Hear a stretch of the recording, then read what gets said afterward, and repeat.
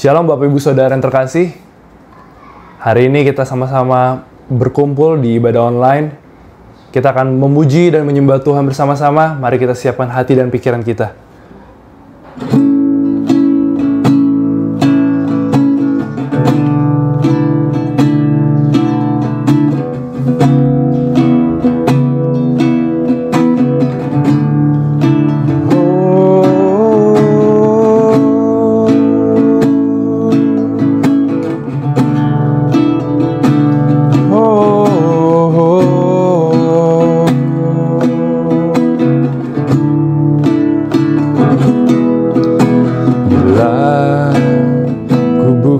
Mataku dan lihat wajah-Mu, ku terkagum bila ku lihat hidupku dan karya tangan-Mu, ku tersanjung karena semua yang baik dalam hidupku itulah karya-Mu. Kau beri kesempatan yang baru dan ku ingin mengenal-Mu lebih dalam dari semua yang ku kenal. Tiada kasih yang melebihi-Mu. Ku ada untuk menjadi penyembah-Mu, dan ku ingin mengenal-Mu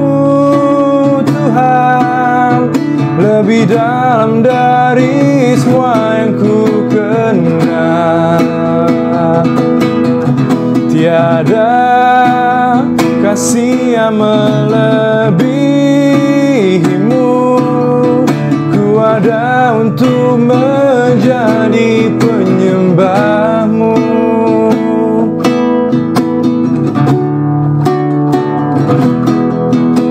Bila mataku dan lihat wajah-Mu, ku terkagum bila ku lihat hidupku dan karya tangan-Mu, ku tersanjung karena semua yang baik dalam hidupku itulah karya-Mu. Kau beri kesempatan yang baru dan ku ingin mengenal-Mu Tuhan lebih dalam dari semua yang ku kenal. Tiada kasih yang melebihi-Mu. Ku ada untuk menjadi penyembah-Mu, dan ku ingin mengenal-Mu Tuhan lebih dalam dari semua yang ku kenal. Tiada kasih yang melebihi-Mu.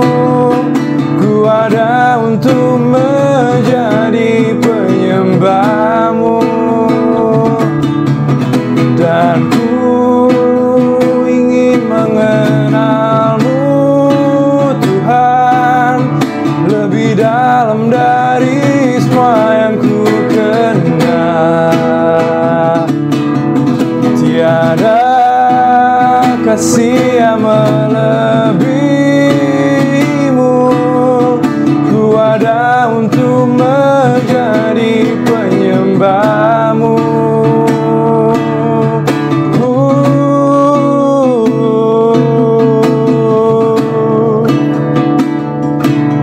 Ku ada untuk menjadi penyembahmu.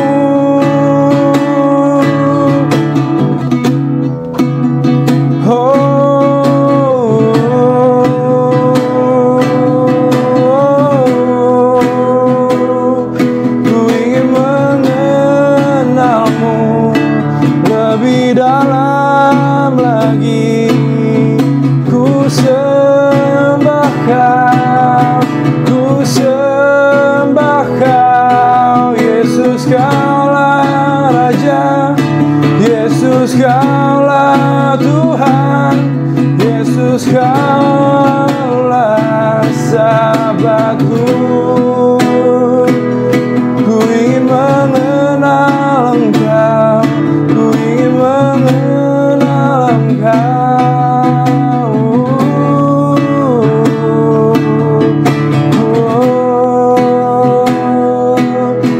Kami sembah Engkau, kami muliakan, kami tinggikan nama-Mu yang ajaib, Yesus, Yesus.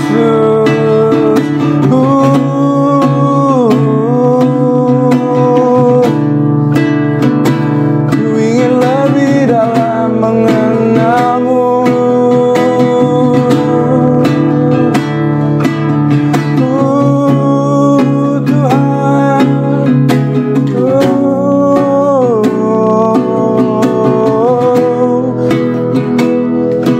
Kami sembah Kau, kami tinggikan.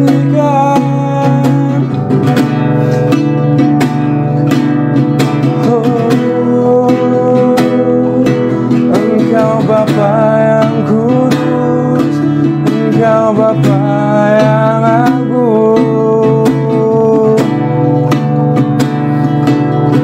Kekudusan-Mu melingkupi bumi.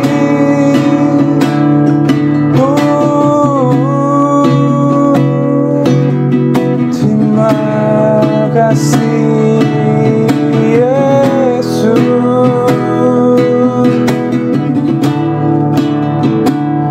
Kami puji Engkau, kami muliakan nama-Mu. Sebab Kau-lah ya Tuhan, Engkau-lah yang kami sembah. Engkau dimuliakan melalui hidup kami.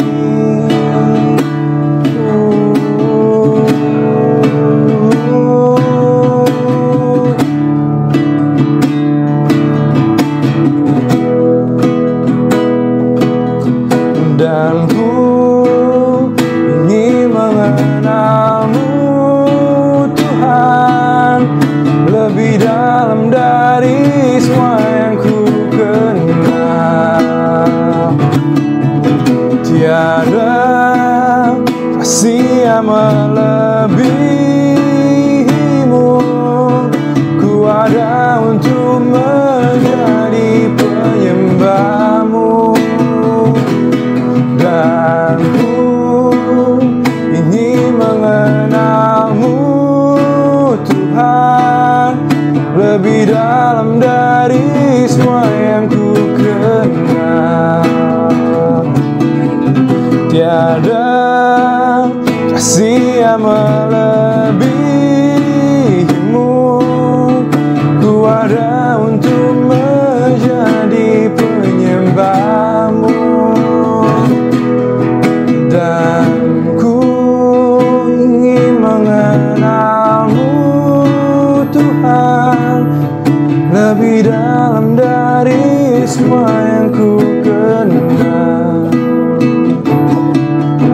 Tiada kasih yang melebihimu.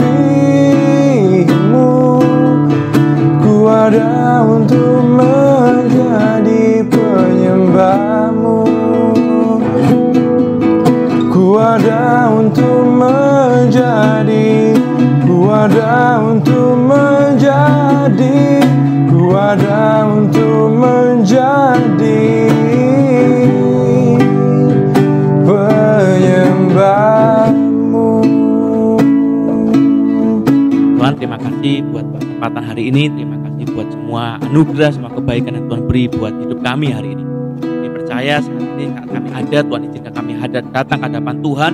Kami tahu bahwa Tuhan sudah punya rencana dalam kehidupan kami. Hari ini Tuhan beri kami telinga seorang murid, beri kami hati seorang murid, beri kami roh yang mudah diajar, telinga yang tajam mendengar firman-Mu, pesan Tuhan, supaya kami bisa mengubah hidup, supaya kami mengerti apa yang sedang Tuhan mau kerjakan dalam hidup kami, supaya kami tahu apa yang kami lakukan untuk menyenangkan hati Tuhan.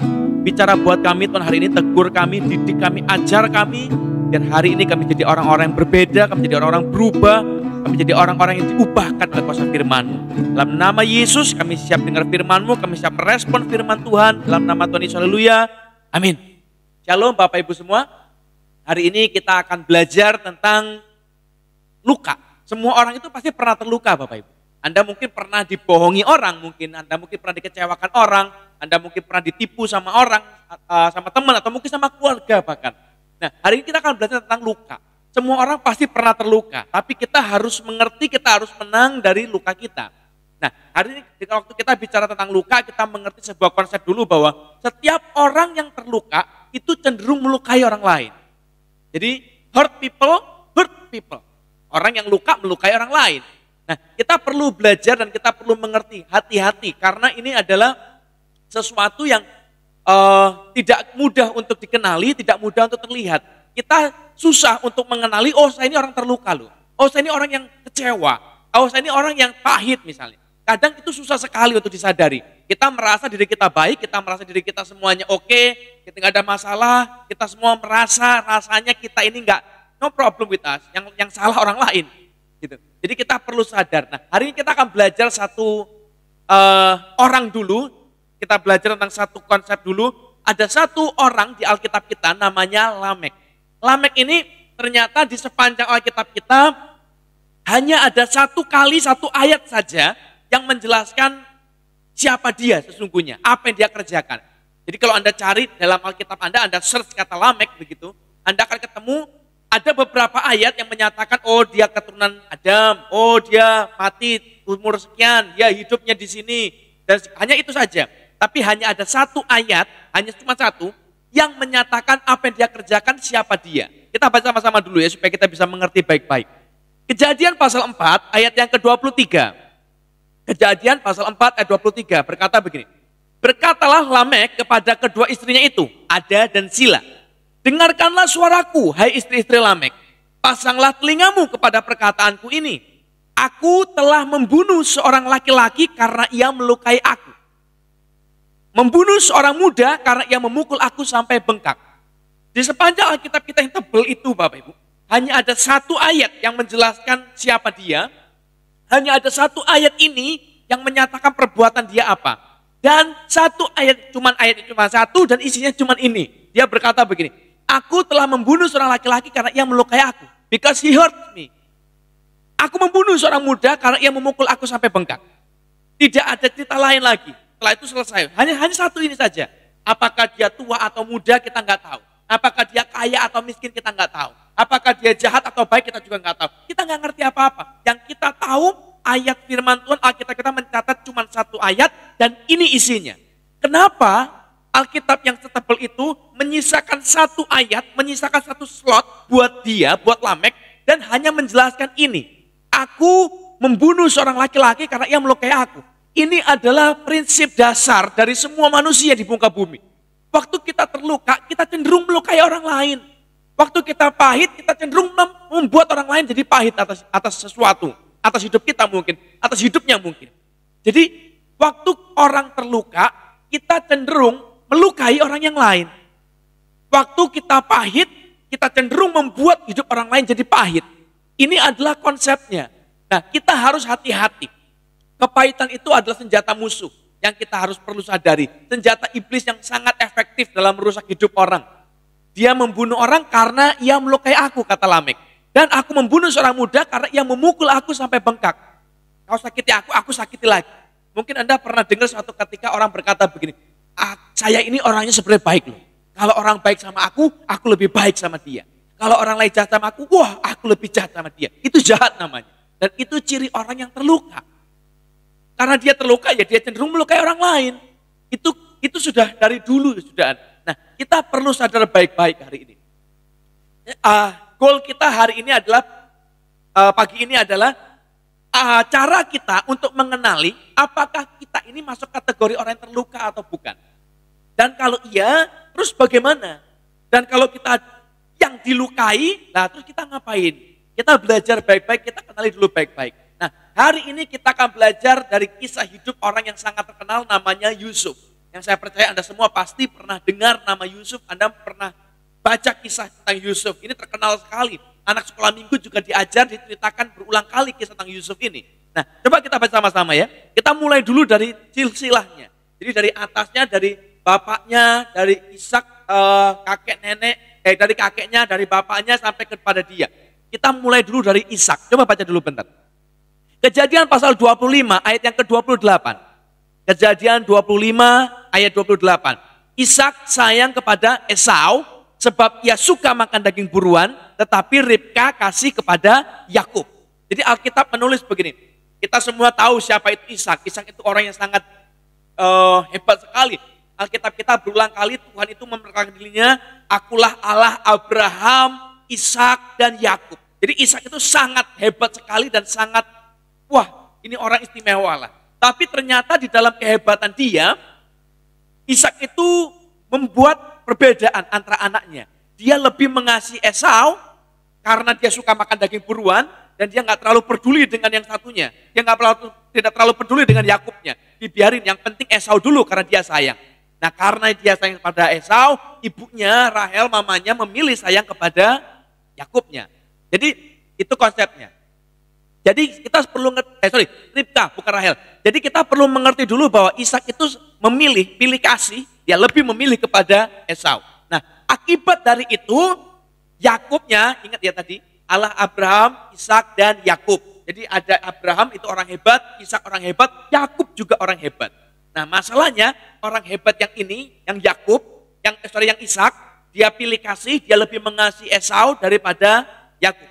Nah, ternyata begitu sampai Yakub dewasa, dia melakukan yang sama. Jadi kepahitan, luka itu diteruskan kepada orang yang lain. Passing on. Kepahitan itu orang yang luka membuat orang lain luka, melukai orang lain. Kita baca dulu bentar. Kejadian 29 ayat ke-30. Kejadian 29 ayat 30. Yakub menghampiri Rahel juga. Malah ia lebih cinta kepada Rahel daripada kepada Lea. Demikianlah ia bekerja pula pada Laban 7 tahun lagi. Jadi Alkitab menulis dia juga pilih kasih terhadap istrinya. Istrinya dua, memang dia ditipu. Laban kasih Lea, tapi kan itu sudah sah istrinya. Tapi Yakub memilih dia lebih mengasihi mengasihi Rahel daripada Lea. Jadi si Ishak, dia pilih kasih. Dia singkirkan Yakub, dia pilih Esau. Yakub melakukan yang sama. Dia pilih Rahel, dia singkirkan Lea. Dan ini bukan cuma sekedar kepada istrinya saja, termasuk kepada anak-anaknya loh. Coba lu loncat lagi ke bawah ya. Kejadian 37 ayat yang ketiga. Kejadian pasal 37 ayat yang ketiga. Israel lebih mengasihi Yusuf dari semua anaknya yang lain. Sebab Yusuf itulah anak yang lahir pada masa tuanya. Dan ia menyuruh membuat jubah yang maha indah bagi dia. Ishak memilih Esau, Yakub dibuang. Yakub memilih Rahel, Lea dibuang. Yakub memilih Yusuf, yang lain dibuang. Anak tirikan, yang lain dikeduakan. Yang dia kasihi, dia membuat specialty, dia membuat eksklusifnya buat Yusuf. Dia kasih jubah maha indah, bukan cuma jubah indah, jubah maha indah buat Yusuf yang tidak diberikan kepada yang lain. Dan Anda bayangkan ada 12 anak laki-laki di sana, ada anak perempuannya juga, kita nggak hitung karena menurut kebudayaan mereka anak perempuan tidak dihitung. Jadi ada 12 dengan Yusuf, jadi ada 11. Ada 11 orang melihat, wah yang satu itu, saudara kita yang satu ini yang paling kecil, yang Yusuf, wah dia dikasihi, dia dikasih hadiah, dia diistimewakan. Anda bayangkan perasaan mereka. Akhirnya, lihat yang mereka lakukan. Kejadian 37 ayat 20. Kejadian pasal 37 ayat 20. Sekarang marilah kita bunuh dia, Yusuf maksudnya, dan kita lemparkan ke dalam salah satu sumur ini. Lalu kita katakan, seekor binatang buas telah menerkamnya, dan kita akan lihat nanti bagaimana jadinya mimpinya Ishak. Pertama, dia pilih Esau daripada Yakub. Yakub terluka. Lalu di tengah luka penolakan bapaknya, dia membuat pilihan yang sama. Dia memilih mengasihi Rahel dibanding Lea. Dari sini dia pilih anaknya. Dia mengasihi Yusuf, anak Rahel, lebih daripada anak Lea yang lain. Lalu anak-anak ini sakit hati karena penolakan bapaknya sama, pengulangan yang sama. Dia melakukan yang sama, dia mau bunuh si Yusuf. Kenapa dia mau bunuh Yusuf? Karena mereka bencinya bukan sama Yusuf sebenarnya. Mereka bencinya dengan Yakub, dengan bapaknya. Kenapa kau pilih kasih? Karena mereka benci dengan bapaknya, tapi tidak bisa balas bapaknya. Atau mungkin gak berani balas ke bapaknya. Dia balas kepada orang yang dicintai bapaknya. Yusuf lah sasarannya. Dan kadang-kadang itu yang kita kerjakan.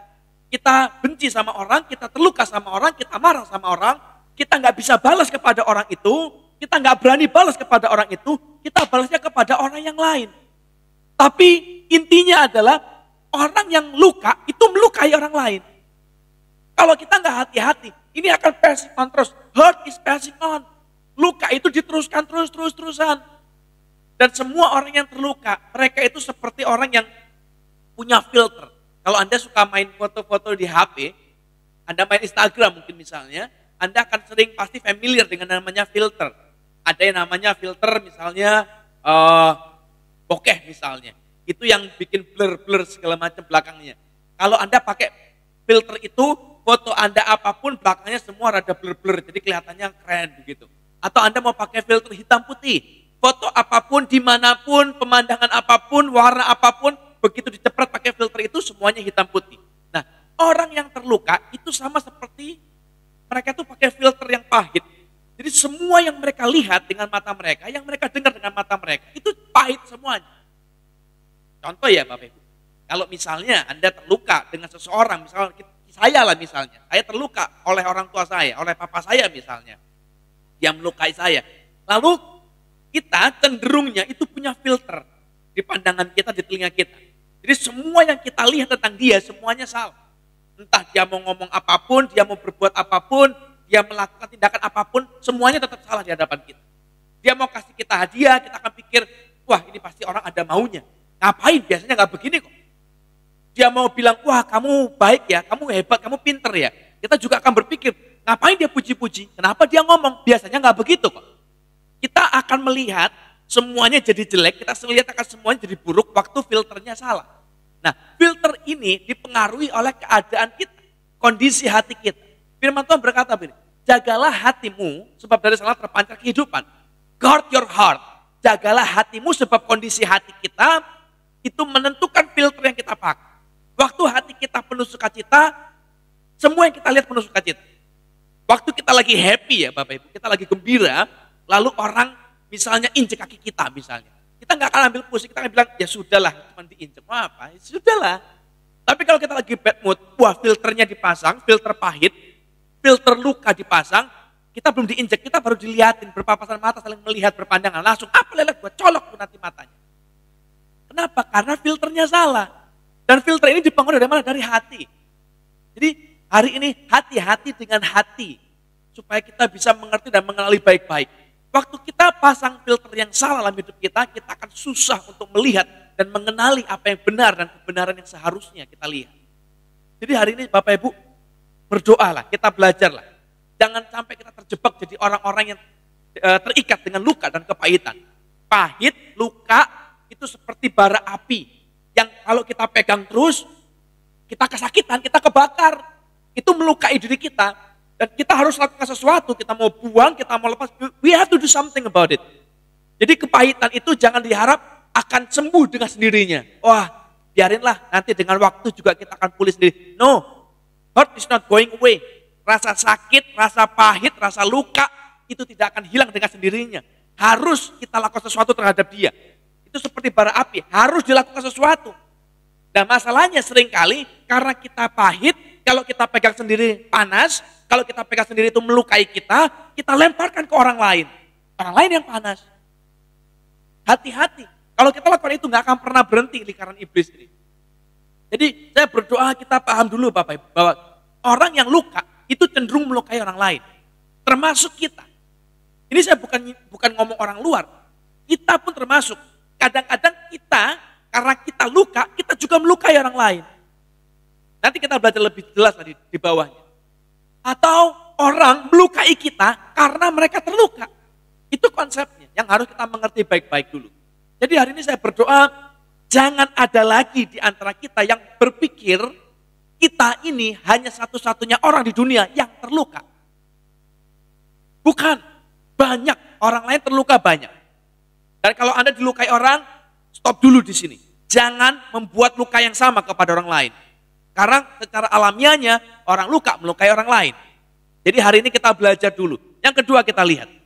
Hidup Yusuf itu mulai pontang-panting karena dia sudah sama saudaranya mau dibunuh, dia mau disakiti dan segala macam, dia digebukin akhirnya dimasukin sumur, dijual jadi budak kepada orang Midian, lalu dijual lagi masuk ke rumah Potifar. Di rumah Potifar apa yang terjadi? Ini dia. Kejadian 39 ayat yang ke-11. Kejadian 39 ayat yang ke-11 ya. Pada suatu hari masuklah Yusuf ke dalam rumahnya Potifar ya Bapak Ibu, untuk melakukan pekerjaannya. Sedang dari seisi rumah itu seorang pun tidak ada di rumah. Lalu perempuan itu memegang baju Yusuf sambil berkata, marilah tidur dengan aku. Tetapi Yusuf meninggalkan bajunya di tangan perempuan itu dan lari keluar. Nah kalau Anda baca kisah di atas-atasnya dari ayat 1 sampai ayat 10, Anda akan mendapati bahwa ternyata ini bukan pertama kalinya istri Potifar itu menggoda Yusuf, bukan. Itu sudah berulang kali digoda, Yusuf gak kasih kesempatan, Yusuf tidak meladeni. Sampai kejadian hari ini puncaknya, waktu ditulis ayat 11 ini. Dan dia tulis begini, pada suatu hari masuklah Yusuf ke dalam rumah untuk melakukan pekerjaannya, sedang seisi rumah itu seorang pun tidak ada di rumah. Gak ada orang di rumah. Kenapa Bapak Ibu? Berarti sibuk semuanya. Kalau Anda baca ayat 1 misalnya, saya bacakan ya, ayat 39 ayat 1 dia berkata begini, adapun Yusuf telah dibawa ke Mesir, dan Potifar seorang Mesir, pegawai istana Firaun, kepala pengawal raja, membeli dia dari tangan orang Ismail yang telah membawa dia ke situ. Siapakah Firaun? Siapakah Potifar? Potifar adalah seorang Mesir, pegawai istana. Dia bukan sekedar pegawai biasa, pegawai istana dan kepala pengawal raja. Potifar itu bukan orang biasa, Potifar bukan sekedar orang kaya. Potifar itu orang penting. Dia kepala pengawal raja. Dan kira-kira kalau Anda mendengar kata pengawal raja, kira-kira setiap hari orang ini ngapain Bapak Ibu? Dia akan sibuk di rumah atau sibuk di istana kira-kira? Dia akan sibuk ngurusi rumah tangganya atau ngurusi rajanya kira-kira? Kan kita punya gambaran. Jadi waktu Alkitab ditulis, seorang pun tidak ada di rumah, waktu Yusuf masuk ke dalam rumah, karena ya memang Potifarnya orang penting, orang sibuk. Dan kemungkinan besar, karena Alkitab sudah menulis berulang kali bahwa Tante Potifar ini, si istri Potifar ini bukan pertama kali menggoda Yusuf, sudah berkali-kali sebelumnya, berarti kita bisa mengambil sebuah kesimpulan bahwa kenapa istri Potifar bisa seringkali menggoda Yusuf, karena seringkali rumah itu kosong. Makanya dia punya kesempatan untuk menggoda si Yusuf. Ayo Yusuf, datanglah kepadaku, Yusuf tidurlah dengan aku. Alkitab menulis dia birahi terhadap Yusuf dan segala macam. Karena apa? Karena ada kesempatan. Kalau ada orang banyak kan nggak mungkin Bapak Ibu. Berarti rumah itu sering kosong. Kenapa sering kosong? Karena yang punya rumah, bosnya, si Potifar itu orang penting memang. Dia pergi, dia keluar, dia bekerja, dia urus istana raja, dia urus rajanya dan segala macam. Jadi kemungkinan si istri Potifar ini, kemungkinan dia sering sekali ditinggal oleh suaminya karena rumahnya sering kosong. Makanya dia bisa sering godain si Yusuf. Waktu dia terluka, saya percaya istri Potifar ini orang yang terluka sebenarnya. Dia mungkin tertolak dengan suaminya, tidak dapat perhatian dari suaminya, unwanted, tidak diinginkan dan segala macamnya. Lalu dia cari seorang budak. Dan kita perlu sadar, posisi mereka sangat jauh. Istri Potifar itu di atas, budak itu yang paling bawah. Yang bahkan budak itu nggak punya hak atas nyawanya sendiri. Di bawah sendiri, paling bawah, paling hina. Tapi si istri Potifar rela menurunkan derajat, sudah nggak apa-apalah sama ini wes. Sama budak nggak apa-apalah. Yang penting puas, yang penting aku bisa dapat sesuatu yang dia tidak dapat dari suaminya. Ternyata yang budak ini pun nggak mau. Yang paling hina ini pun gak mau dengan dia. Dia tolak. Kenapa Yusuf tolak? Karena dia takut dengan Tuhan. Dia tolaklah, gak mungkin aku lakukan itu. Gak mungkin aku berdosa terhadap Allah. Tapi penolakan itu melukai istri Potifar. Dia melukai gambar diri yang sudah terluka dari awalnya. Dia membuat luka yang begitu hebatnya. Dan efek dari luka itu membuat akibat yang sangat mengerikan, Bapak Ibu. Kita akan belajar. Tadi kita belajar bahwa semua orang itu terluka. Semua orang pasti terluka. Dan luka itu di passing on. Yang kedua kita belajar hari ini. Orang yang terluka, hurt people, hurt so much. Orang yang terluka itu akan membuat luka lain yang lebih hebat kepada orang lain. Waktu istri Potifar terluka karena penolakan Yusuf, dia terluka dari awal karena Potifarnya pasti, dia terluka karena Yusufnya menolak dia, begitu dia ditolak begitu rupa, langsung respon muncul seketika, mendadak, dia teriak, wah orang ini mau perkosa aku punya buktinya, bajunya di dalam tanganku. Dia lapor kepada suaminya, lapor kepada Potifar, budak yang kau beli itu dia mau perkosa aku.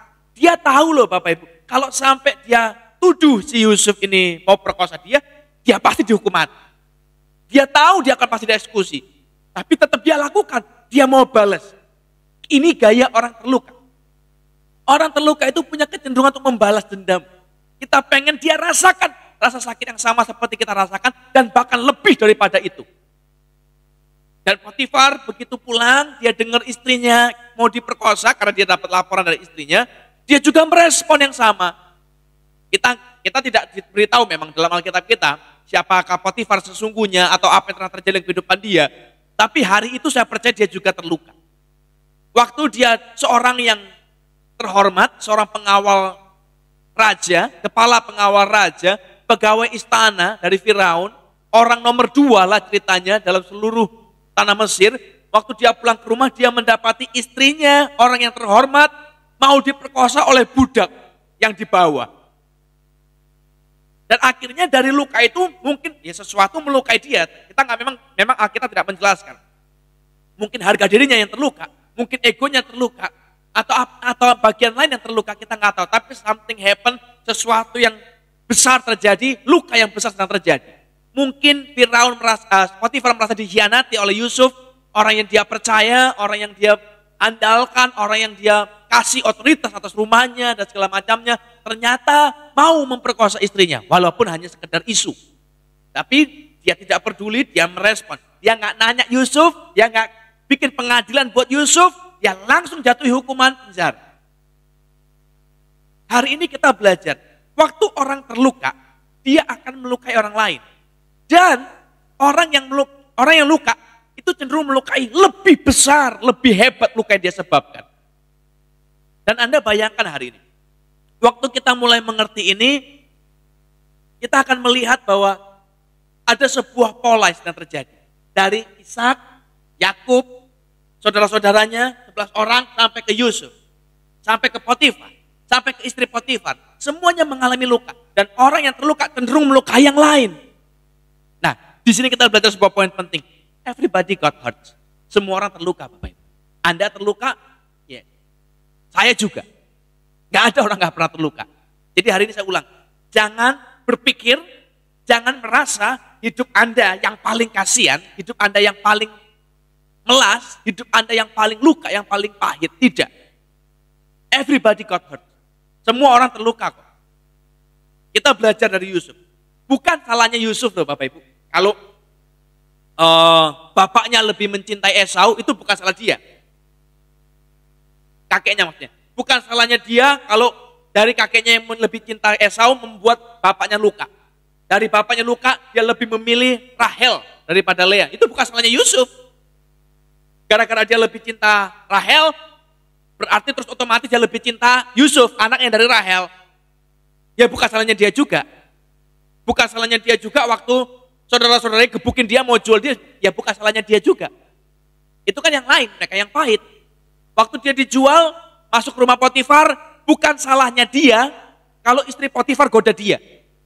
Alkitab menulis, bangkitlah birahinya kepada Yusuf. Bukan salahnya Yusuf kalau istri Potifar lagi nafsu. Bukan loh. Bukan salahnya Yusuf Waktu dia lari terus dirampas, difitnah, masuk penjara. Bukan salah dia. Jadi dia itu nggak melakukan apapun, Bapak Ibu. Dia nggak melakukan sesuatu yang salah, tapi dia disakiti begitu rupa. Dan pertanyaannya adalah, kalau Anda disakiti orang seperti Yusuf, apa respon Anda? Ini orang kasihan loh Bapak Ibu. Kita lihat baik-baik dari kondisi Yusuf ya. Dia ini dari kecil dibenci tiba-tiba oleh semua saudara yang lain. Yang dia respect mungkin dengan, ya namanya kakak lah. Dia mungkin respect, dia dibenci. Kenapa dia dibenci? Karena bapaknya tidak bisa memberi kasih yang rata. Karena Yakub tidak bisa memberi kasih yang sama, yang adil kepada yang lain. Anda bayangkan orang lain, 11 anak yang lain, dia lihat, wah yang ini istimewa, yang ini istimewa, yang ini bagus terus, yang ini dipuji terus. Mereka semua pahit. Mereka dia dikepukin, dijual jadi budak, masuk sumur. Dia dihakimi tanpa pengadilan, tanpa keadilan, langsung masuk penjara, 13 tahun di penjara Bapak Ibu. Anda bayangkan. Ingat prinsipnya, hurt people, hurt people. Orang terluka, melukai orang lain. Kalau Anda bayangkan sebentar, kalau Anda jadi Yusuf, Anda dibeginikan sama orang, kira-kira Bapak Ibu, Anda akan ngapain? Respon Anda ngapain? Kita lihat Yusuf posisinya, dia ditipu, dia dibenci, dia dihajar, dimasuki penjara 13 tahun lamanya, nggak main-main. Padahal dia nggak salah loh Bapak Ibu. Kira-kira kalau saya tanya Anda, kira-kira apa yang akan dia lakukan sebentar lagi? Dia bisa bales, dia bisa sakiti orang lain. Nah, ini konsep penting kita perlu belajar. Orang yang terluka seringkali dikuasai oleh roh yang namanya victim spirit. Yang seakan-akan dia ini jadi korban. Seakan-akan dia ini orang satu-satunya yang paling luka, paling sakit. Dia nggak ngapa-ngapain orang, tapi orang ngapa-ngapain dia. Aku ini udah baik, tapi orang jahat terus sama aku. Victim spirit. Dia selalu korbannya. Jadi kalau orang seperti ini, orang luka, waktu dia dikuasai oleh victim spirit, dia tidak bisa melihat kesalahan itu dari pihak dia. Dia merasa dirinya paling benar, dia merasa dirinya paling suci, dia merasa dirinya paling top, paling hebat, paling baik, paling putih. Yang lain yang membuat dia susah. Yang lain, orang lain membuat dia kecewa. Orang lain yang membuat dia jadi berantakan. Orang lain buat dia jadi bangkrut. Orang lain dengan sengaja membuat dia jadi kecewa, pahit. Dia korban. Yusuf itu bisa jadi juga, kalau secara alasan manusiawi, dia punya alasan untuk punya victim spirit ini. Aku gak ngapa-ngapain. Bukan salah aku gak minta dipilih kasih sama Yakub. Tapi dia yang pilih kasih, dia yang bikinin jubah maha indah. Aku gak minta. Aku juga gak minta dikasih apa-apa. Tiba-tiba dikasih oleh bapaknya. Lalu saudara-saudaranya benci dia, mau bunuh dia. Digebukilah masuk sumur. Dia juga gak minta. Dia masuk ke istana Potifar, dia juga gak godain si istri Potifar. Dia gak pakai celana pendek, hot pants kemana-mana supaya istri Potifar kepingin lihat dia. Enggak juga. Nah, kita gak pernah nulis begitu. Dia budak kok. Semua budak itu baju dikasih dari yang punya rumah, dari pemilik majikan. Tapi bukan salah dia. Tapi itu terjadi. Dia juga gak bilang bukan salah aku. Ya memang bukan salahnya. Dia digodai si istri Potifar. Dan dia sudah tahu diri, dia mundur loh. Dia nggak ladenin, dia nggak lakukan dosa di hadapan Tuhan, di hadapan Potifar. Dia mundur. Tapi ternyata sama Potifar dihukum langsung tanpa pengadilan. Tanpa ada kesempatan untuk membela diri. Langsung dihukum begitu rupa 13 tahun lamanya. Ini sangat nggak main-main sekali loh Bapak. Orang bisa luka pahit setengah mati loh. Dia kalau dia mau ngomong punya victim spirit, dia victim memang. Tapi dia nggak punya victim spirit. Dia nggak terikat dengan itu. Dia nggak bilang, kita nggak pernah tulis, lalu berkatalah si Yusuf, saudara macam apa kau? Nggak usah saudara-saudaraan, mati aja sekalian. Nggak usah Tuhan-Tuhanan, nggak usah Tuhan-Tuhanan. Nggak ada. Tapi kata-kata itu sering keluar di orang Kristen. Jadi nggak usah gereja-gerejaan lah. Percuma, orang Kristen mah semua sama. Bikin kecewa, pahit, busuk, munafik. Padahal yang busuk itu yang sedang mereka hadapi, kan nggak semua orang busuk. Yang membuat dia pahit kan cuma ya 1-2 orang yang sedang dia hadapi itu. Tidak semua orang berarti sama-sama busuk. Tapi kita kadang tidak bisa. Begitu lensanya kita sakit, lensa sakit hati dipasang, lensa terluka dipasang, victim spiritnya masuk, semua orang kita anggap salah. Semua orang kita anggap luka. Semua orang kita anggap sebagai pelaku. Cuman kita satu-satunya di dunia ini yang paling bersih, yang paling innocent, yang paling tidak bersalah, yang korban dari semua orang-orang lain itu. Padahal kita ini pelakunya bahkan kadang-kadang. Yusuf punya hak, punya kesempatan untuk dia pahit dengan Tuhan. Dia pahit dengan saudaranya. Dia punya kesempatan, punya hak untuk pahit dengan bapaknya bahkan. Tapi ternyata tidak loh Bapak. Yusuf tidak pahit dengan Tuhan karena apa yang dia alami. Yang dia alami itu memang pahit. Tapi dia tidak luka, dia tidak kepahitan dengan bapaknya. Dia tidak kepahitan dengan saudaranya, dia tidak kepahitan dengan Tuhan.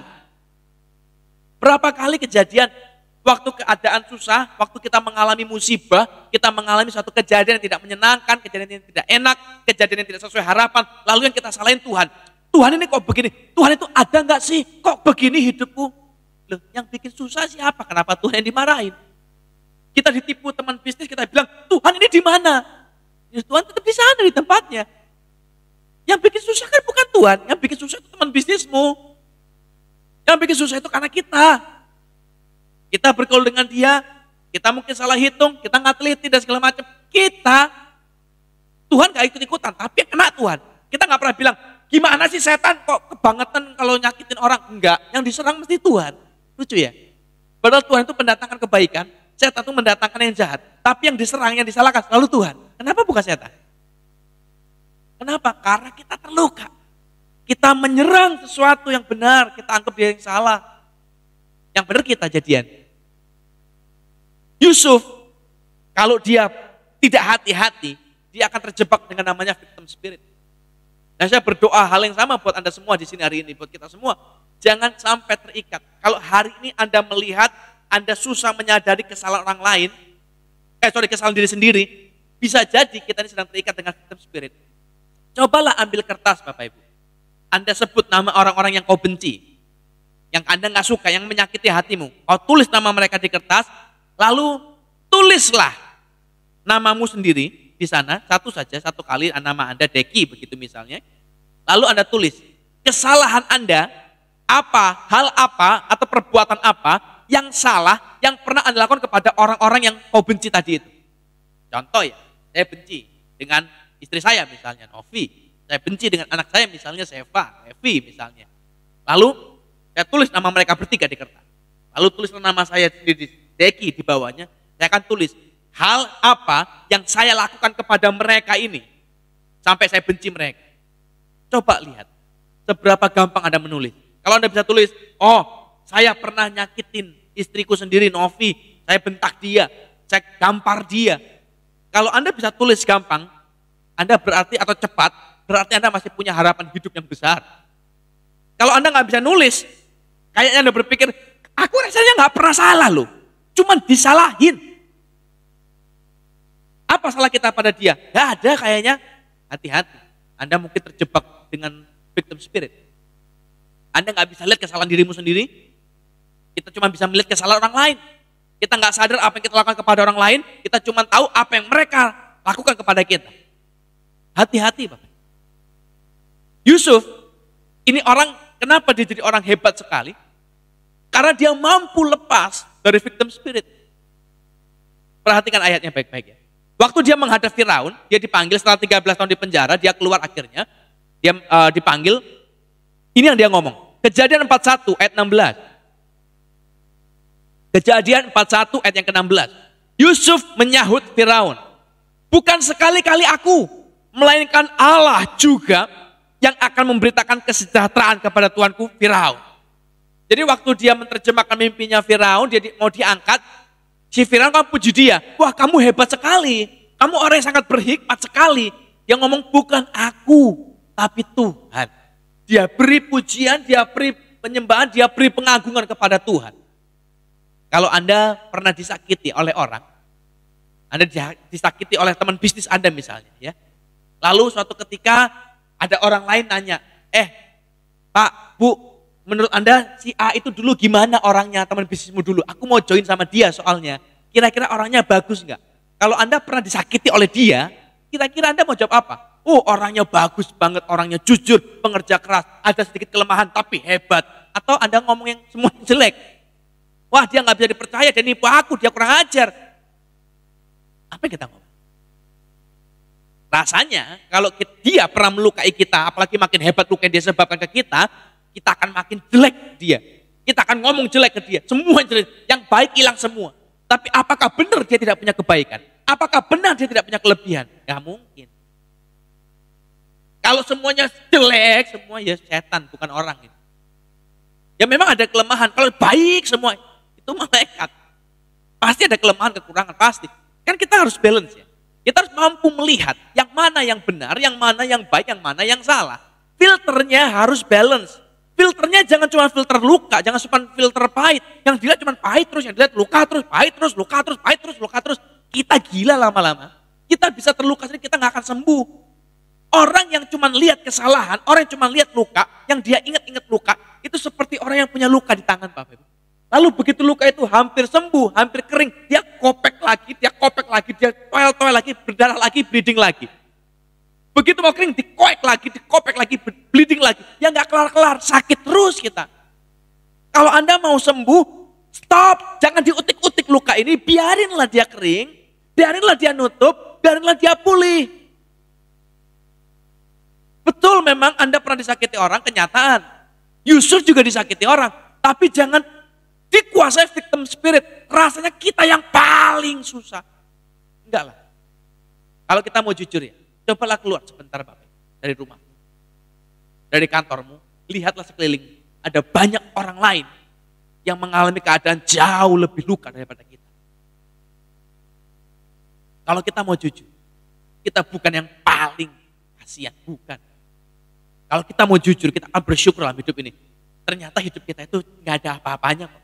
Masih dalam perlindungan Tuhan yang ajaib. Ada jalan keluar Mas. Ada pertolongan, ada kesempatan. Bapak. Jadi hari saya berdoa, janganlah kita sekedar playing victim. Kita jangan merasa kita ini korban, kita selalu yang paling menderita, orang lain pelaku, tidak. Tuhan mampu, Tuhan bisa buat jalan keluar. Jangan dikuasai, kita punya pilihan. Hati-hati dengan filter yang Anda pakai, dan hati-hati dengan victim spirit. Jangan sekedar melihat fokus kepada kepahitan. Yusuf tidak fokus ke sana. Nanti kita belajar apa yang terjadi. Kenapa Yusuf bisa begitu hebatnya? Kenapa Yusuf itu bisa mengampuni? Dia bisa dekat dengan juru minuman bahkan di dalam penjara. Dia dekat dengan orang akrab yang dia harusnya bisa benci. Oh ini ada raja, ada Potifar yang masuk dia ke penjara segala macam. Lalu dia ada kumpulan temannya Potifar ini di juru minuman. Dia di situ dia bisa ngobrol, dia terjemahkan mimpinya bahkan. Dia nggak pahit. Dia buka hati, dia buka hidup. Hari ini saya berdoa yang sama. Saya mengerti everybody get hurt. Anda luka, saya luka. Nggak ada orang nggak luka, Bapak.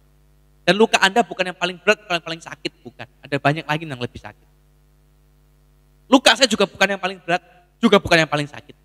Ada banyak orang yang lebih sakit. Tapi biar hari ini kita hati-hati, jaga hati. Jaga hati dengan hati-hati. Supaya jangan sampai dikuasai oleh victim spirit. Begitu kita dikuasai oleh roh ini, semua siapapun yang kita lihat salah. Apapun yang mereka ngomong sama kita, salah. Nasihat apapun yang mereka ngomong, salah. Mereka mau bawa firman sekalipun, salah. Semuanya salah, nggak ada yang benar. Yang benar cuma kita. Hati-hati. Begitu roh itu berkuasa, habislah kita. Tapi entah bagaimana, Yusuf mampu menolak roh itu. Dia menang. Dia nggak dikuasai oleh victim spirit. Dia menang. Dia bisa lepas dari jerat setan. Kenapa? Coba baca dulu. Alkitab ternyata menulis sebuah jawaban. Yesus memberikan sebuah jawaban. Dia berkata begini, Matius 5 ayat 43. Matius pasal 5 ayat 43. Kamu telah mendengar firman, kasihlah sesamamu manusia dan bencilah musuhmu. Tetapi aku berkata kepadamu, kasihilah musuhmu dan berdoalah bagi mereka yang menganiaya kamu. Yesus membuat sebuah comparison. Dia berkata, yang pertama dia berkata begini, kasihilah sesamamu dan bencilah musuhmu. Itu omongan orang yang pertama. Tapi Tuhan berkata, kasihilah musuhmu dan berdoalah bagi mereka yang menganiaya kamu. Yang satu dibilang bencilah musuhmu, satu dibilang berdoalah bagi mereka yang menganiaya kamu. Berdoalah bagi mereka yang musuhmu itu loh ceritanya. Kenapa Yusuf bisa lolos dari victim spirit? Saya percaya karena ini, karena dia berdoa buat mereka. Buat orang-orang yang menyakiti dia. Alkitab nanti menulis, kau selama ini mereka-rekakan yang jahat, tapi Tuhan mereka-rekakan kebaikan buat aku. Dia nggak pernah lupa, Pak. Dia ingat. Perbuatan-perbuatan mereka ingat. Tapi dia berdoa buat mereka. Dan untuk berdoa, bagaimana kita bisa berdoa buat orang yang menyakiti kita, bagaimana kita bisa berdoa buat musuh kita, orang yang membuat hidup kita sengsara, hanya ada satu caranya. Kalau kita mengerti bahwa mereka melukai kita, karena mereka juga terluka. Ingat konsepnya, hurt people, hurt people. Orang yang luka melukai orang lain. Jadi waktu orang melukai kita, itu bukan hanya karena mereka jahat semata-mata, bukan, tapi karena mereka juga terluka. Jadi mereka bereaksi, merespon itu dari luka mereka. Mereka terluka, mereka melukai orang lain. Itu konsepnya. Jadi waktu kita bisa mengerti bahwa mereka melukai kita karena mereka sendiri terluka, akan sedikit lebih mudah. Saya nggak bilang gampang, tidak. Tapi sedikit lebih mudah untuk berdoa buat mereka. Kalau Yusuf melihat saudara-saudaranya sebagai monster, wah kau jahat kebangetan, gak punya hati, kau mau bunuh aku loh. Kau gebukin aku, kau masukin aku dalam sumur, kau jual aku jadi budak kebangetan, saudara macam apa kamu? Kalau dia hanya fokus dengan perbuatannya, dengan perkataan saudara-saudaranya, dia akan selalu melihat saudara-saudaranya itu sebagai figur monster. And monster are not lovable. Monster itu gak bisa dicintai, siapa yang mau cinta? Monster ini lucu, serem, garing. Enggak. Kita gak bisa mengasihi sesuatu yang tidak indah. Kejahatan, gak bisa. Kita gak bisa mencintai orang waktu kita cuma fokus kepada kejahatan dia, perbuatan dia, perkataan yang salah, perkataan yang jahat, tindakannya menyakiti kita. Gak. Tapi kita bisa mulai berdoa buat dia waktu kita sadar bahwa dia melukai kita karena dia juga terluka. We starting to pray. Kita bisa bawa mereka yang dari monster, perbuatan mereka yang kebangetan itu yang di luar akal sehat, jahatnya. Kita kembalikan dengan konsep yang semula bahwa mereka melukai kita karena mereka juga terluka. Mereka berubah, bukan lagi jadi monster, mereka jadi orang biasa yang terluka. Manusia normal yang terluka, yang merespon, bereaksi dari luka itu sendiri. Waktu kita menyadari mereka hanya manusia biasa yang punya hati, punya perasaan, yang merespon, bereaksi dari luka mereka, kita bisa mulai berdoa buat mereka. Doa kita memang tidak merubah keadaan mereka. Doa kita memang tidak merubah kondisi mereka. Kita nggak terus berdoa terus mereka jadi tiba-tiba jadi baik. Enggak sih Bapak Ibu. Tetap saja mereka begitu. Selama mereka tidak menang atas dirinya sendiri, tidak menang atas pahitnya mereka, tidak menang atas hati mereka, tidak menang atas luka mereka akan tetap berbuat seperti itu. Mereka akan tetap menyakitimu, mereka tetap menyakiti orang lain, mereka akan tetap melakukan hal yang sama. Doa kita tidak akan merubah mereka, tapi doa kita merubah diri kita. Yang paling penting kan di sini dulu, jagalah hatimu dengan segala kewaspadaan. Kita nggak bilang begini, jagalah hatinya dengan segala kewaspadaan. Nggak bisa. Jagalah hatimu sendiri. Dan kita hanya bisa jaga hati kita waktu kita tahu kebenaran yang benar. Dia mau nyakitin kita seperti apapun lagi, sudah tidak akan terlalu berpengaruh waktu kita sadar bahwa itu cuma reaksi mereka dari luka mereka sendiri. Dan nothing you can do about it. Anda nggak bisa lakukan itu, apapun tentang itu. Anda nggak bisa, aku akan coba merubah mereka. Nggak bisa. Kita tidak punya kuasa untuk merubah orang lain. Kita tidak punya kekuatan untuk mengubah orang lain. Kita tidak punya kekuatan untuk memulihkan orang lain. Tuhan yang punya, dan Dia. Kita berkuasa untuk memilih bagi kita sendiri jalan pemulihan. Kita punya kuasa untuk memilih jalan kita sendiri untuk melepaskan pengampunan. Untuk melepaskan kepahitan atas kita sendiri, bukan orang lain. So, doa kita tidak akan mengubah dia, tapi doa kita mengubah kita. Kita mulai melihat orang dengan cara yang berbeda. Dia bukan lagi jadi monster dalam hidup kita. Dia jadi orang biasa yang memang menimbulkan luka buat hidup kita, menimbulkan sakit dalam hidup kita, pahit dalam hidup kita, karena dia sendiri terluka. Tapi kita akan merubah semuanya, kita akan berubah cara pandang kita. Kita udah gak melihat lagi dia sebagai monster iblis jahat, bertanduk, berekor, runcing, bawa garpu kemana-mana. Kita akan mulai menyadari dia hanya manusia biasa yang terluka. Dan waktu kita mulai bisa melihat dia sebagai manusia biasa, kita bisa lakukan perintah yang lain. Tuhan bilang begini, kasihilah musuhmu dan berdoalah bagi mereka yang mengenai kamu. When we can pray for them, we can love them. Kita bisa mengasihi mereka. Itu konsep yang gampang. Jadi hari ini Bapak Ibu, waktu orang lain menyakiti kita, menyakiti Anda, kita punya dua pilihan. Satu, Anda mau fokus dengan dirimu sendiri. Anda nggak mau peduli siapa dia dan kenapa dia menyakitimu. Kita nggak mau berdoa buat dia. Yang penting kita, Anda akan jatuh dalam jurang victim spirit. Anda akan dikuasai dengan filter kepahitan, filter terluka. Anda akan mengasihi dirimu sendiri. Anda akan merasa kau paling kasihan. Kau akan merasa dirimu paling susah. Kau akan melihat dirimu paling sengsara. Semuanya tentang dirimu, you are the victim. Kasihan. Anda nggak akan kemana-mana. Anda akan duduk di pojokan menangis air mata darah. Nggak ada yang berubah. Orang yang nyakitin Anda tetap sakitin Anda. Hidup Anda tetap berantakan. Bukan tambah lebih baik, tambah susah lama-lama.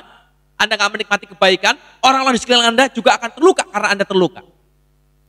Atau yang kedua, Anda bisa pilih. Stop. Berhenti melihat dirimu sendiri. Mulai berdoa buat dia. Sadarlah bahwa orang menyakitimu karena dia sakit. Yang sakit dia, bukan kita, bukan Anda. Jangan ikut-ikutan sakit. Yang sakit dia. Karena dia terluka, dia membuat luka pada hidup kita. Let it go. Lepaskan sudah. Sadar, dia hanya manusia biasa. Waktu kita sadar, dia hanya manusia biasa. Yang berespon, yang bereaksi dari dasar luka itu, kita bisa mengasihi mereka.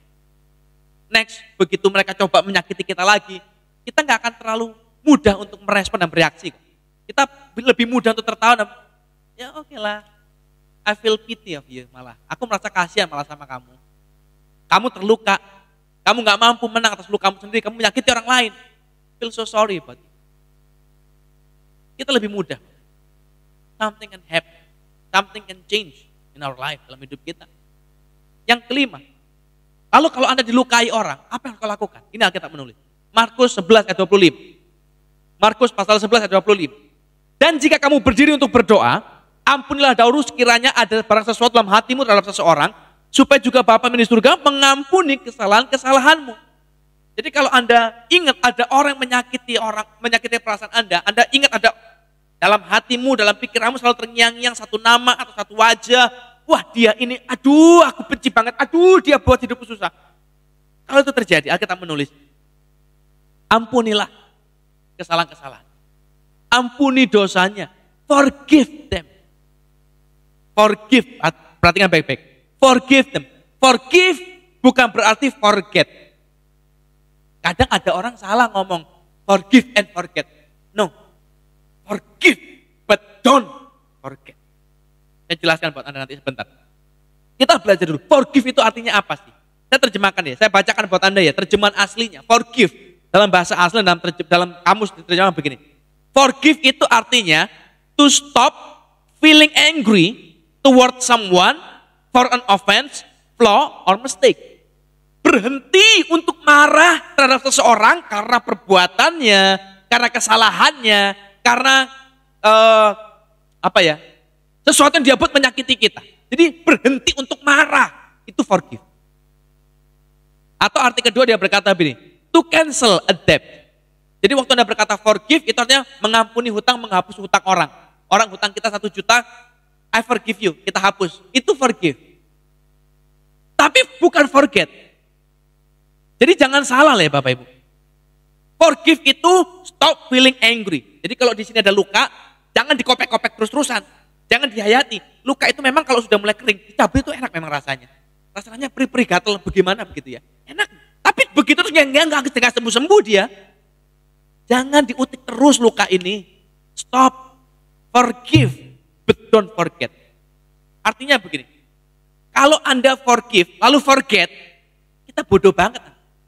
Oh, dulu aku pernah ditipu sama orang. Kenapa? Begini ceritanya Bapak Ibu. Orang itu pesen barang sama saya, jualan nasi misalnya, saya jualan ayam goreng. Orang itu pesen ayam, dia belum kasih uang, minta dikirim. Saya kirim karena saya percaya. Ternyata gak dibayar saya. Sudahlah, I forgive and I forget. Besok orang yang sama telepon lagi. Pak, tolong kirim ayam lagi ya. Saya sudah forget yang kemarin. Kirim lagi ayamnya. Belum dibayar, gak apa-apa, kirim lagi. Terus gak dibayar lagi, gak ditransfer. Kita, aduh aku ditipu kedua kalinya. Gak apa-apa deh, I forgive, I forget. Besok dia telepon lagi. Pak Deki, kirim lagi ayamnya. Oh, I forget yang kemarin. Kirim lagi, goblik. Itu bodoh banget. Sadar dong. Forgive but don't forget. Sekali ditipu, aku kirim barang dia belum bayar, Aduh, jangan lagi dong. Kalau besok dia telepon, Pak, kirim lagi ayamnya. Wah, sorry Pak, kalau mau dikirim lagi, bayar dulu di depan, dan utangmu yang kemarin dibayar, baru ku kirim pesananmu. Forgive, but don't forget. Kalau Anda forget, ya kita bodoh sekali. Itu sama kalau ada orang pukul tangan saya, sakit nih, terluka, berdarah. Saya forgive you. Saya nggak gebuk kamu lagi, saya nggak ngelawan, saya nggak bales. Tapi saya kan tidak akan biarkan, ya sudahlah pukul aku lagi nih, kedua kali aku kasih kesempatan. Enggak, itu bodoh sekali. Jangan sampai lupa dong. Hikmat itu datangnya dari ingatan, dari keadaan yang tragedi, dari kesalahan. Kita belajar dari sebuah kesalahan, itu namanya hikmat.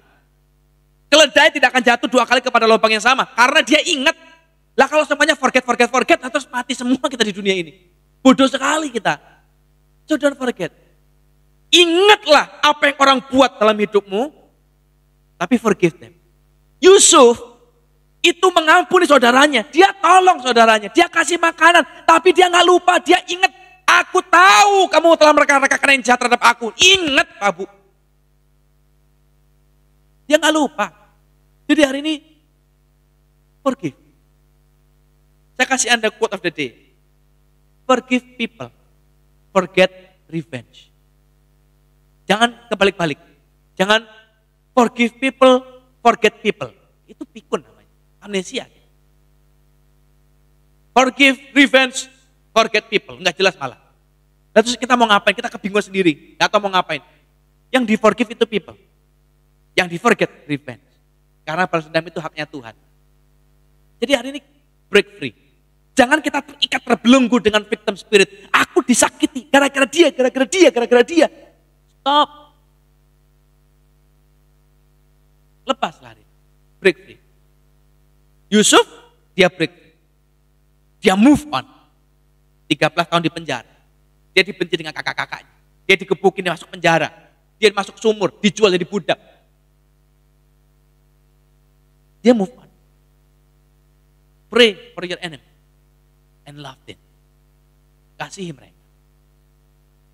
Memang tidak akan mengubah keadaan musuh kita atau orang yang menyakiti kita, tapi itu jelas akan mengubah keadaan kita.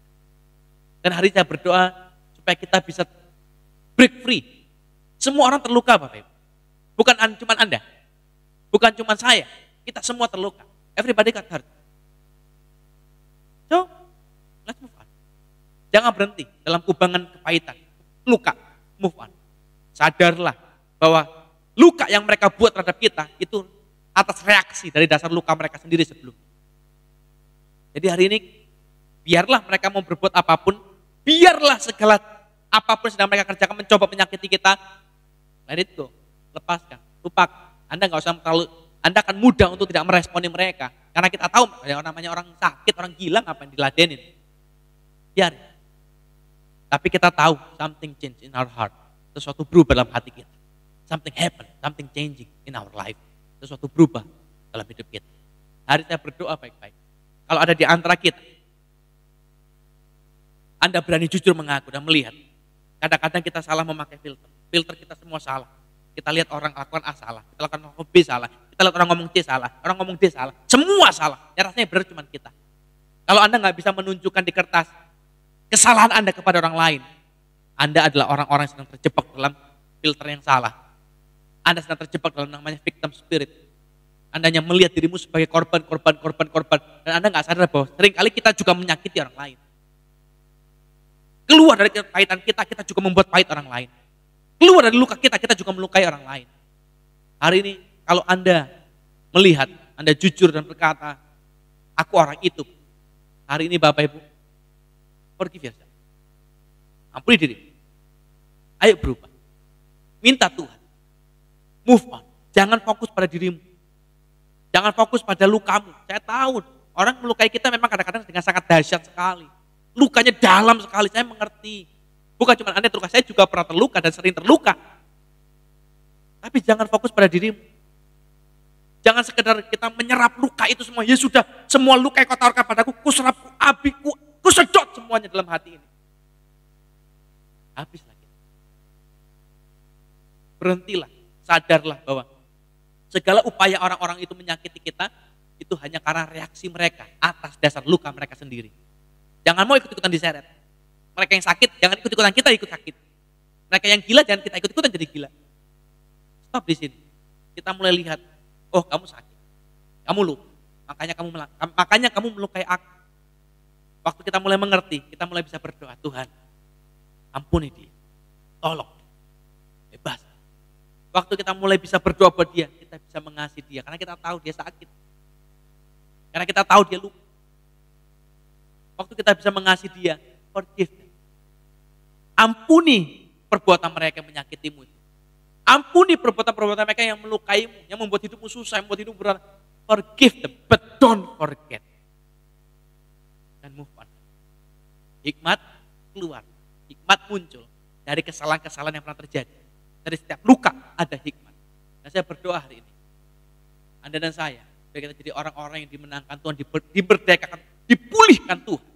Untuk berubah dari orang-orang yang pahit, jadi orang-orang yang dipulihkan. Hari ini saya berdoa, biar roh Tuhan, kuasa Allah, mengubah Anda dan saya hari ini. Memberi hati yang baru, memberi sukacita yang baru, buat kita semua, dalam nama Yesus. Bapa, sebagai hamba Allah saya berdoa dalam nama Tuhan Yesus.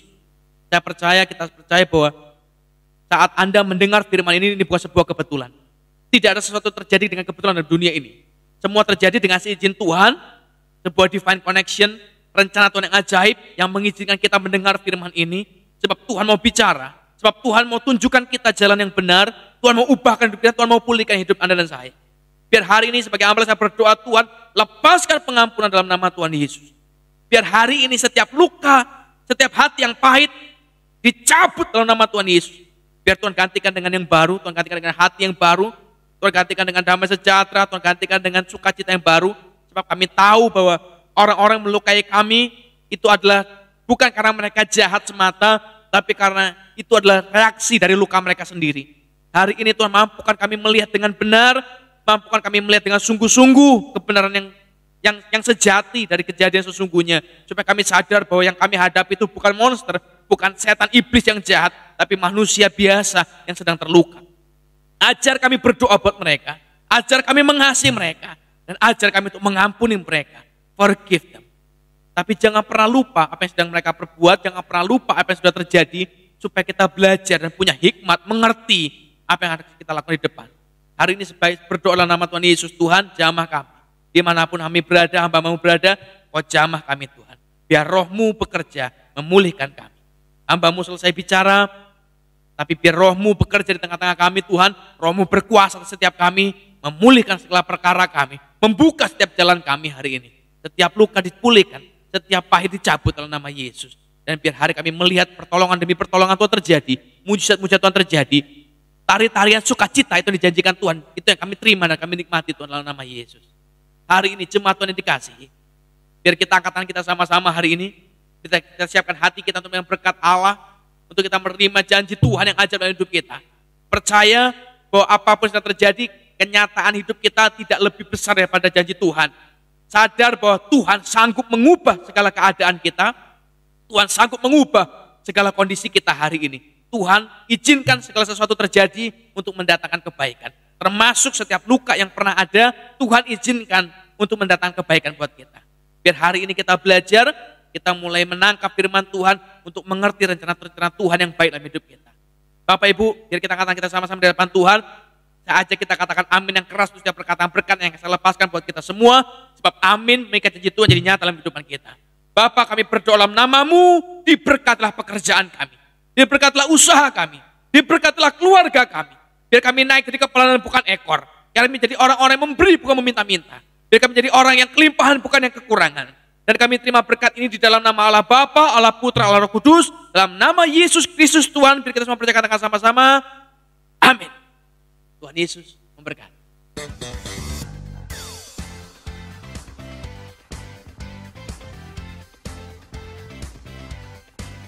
Terima kasih sudah menyaksikan ibadah online GBI KLIM. Minggu depan ibadah bareng lagi ya. Kami mengundang untuk bersama-sama beribadah melalui YouTube channel GBI KLIM.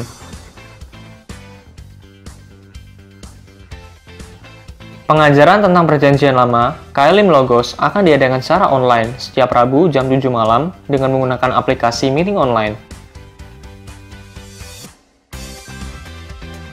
Komsel GBI Kayalim akan diadakan secara online setiap Kamis jam 7 malam dengan menggunakan aplikasi meeting online.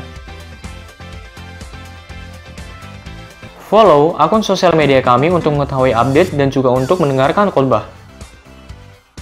Persembahan dan perpuluhan bisa ditransfer melalui rekening BCA GBI Kayalim. Untuk informasi konseling dan doa, bisa menghubungi nomor sekretariat gereja berikut ini. Terima kasih telah mengikuti Kayalim News hari ini. Selamat hari Minggu, Tuhan Yesus memberkati.